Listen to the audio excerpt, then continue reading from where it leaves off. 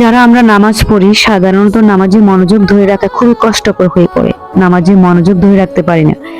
নামাজে মনোযোগ ধরে রাখার কয়েকটি উপায় আছে। যদি আপনার ভালো লাগে কথাগুলো শুনে যেতে পারেন, আপনার উপকারে আসবে ইনশাআল্লাহ।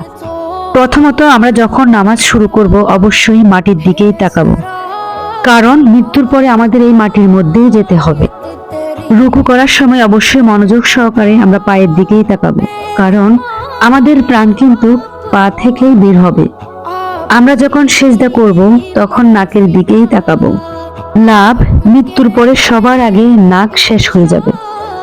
আর যখন বসবো তখন দৃষ্টি যেন কোলের দিকেই হওয়া উচিত, কারণ আমাদের খালি হাতে কিন্তু এই পৃথিবীর মায়া ছেড়ে যেতে হবে।